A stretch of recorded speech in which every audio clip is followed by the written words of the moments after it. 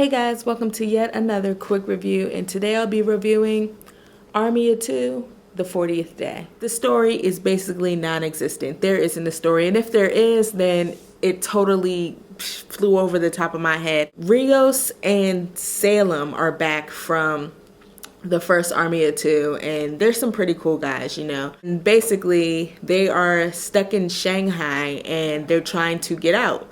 So throughout the 7 chapters in the game, you'll be going through different locations in Shanghai trying to get out before all hell breaks loose. Of course, you have the option of playing the entire game or even parts of the game through solo mode, where it's just you and your AI partner. And that's how I played majority of the game. And to tell you the truth, the AI, my partner, was really good. He actually held his own, and I was absolutely impressed with that.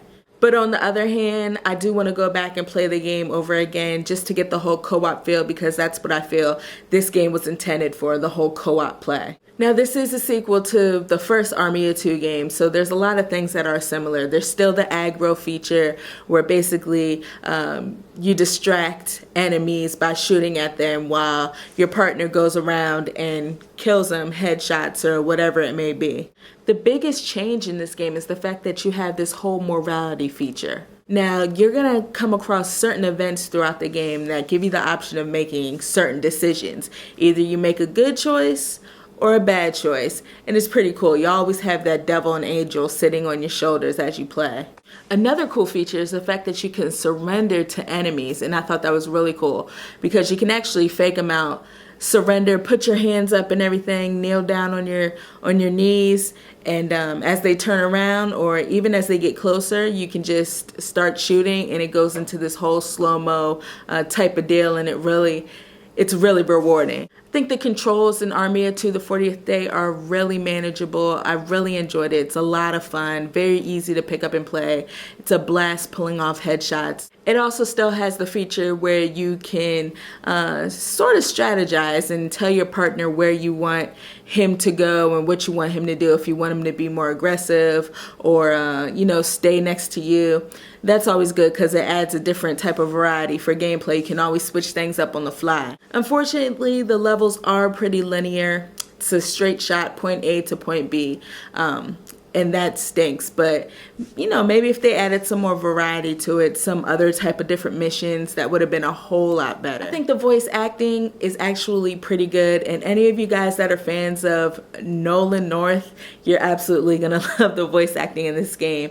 It seems like he's making appearances everywhere these days, and it's pretty cool because I actually do enjoy his voice acting work. The conversations that you'll hear between Salem and Rios are just off the wall, crazy, all types of silly things that they talk about. It's one thing that I appreciated about the graphics was the fact that they would sometimes switch up the cutscenes. So you'd have animated cutscenes, and then you would have still cartoony, cell shaded images that told a brief snippet of a story. And I really did enjoy that. I almost wish that all of the cutscenes looked like that.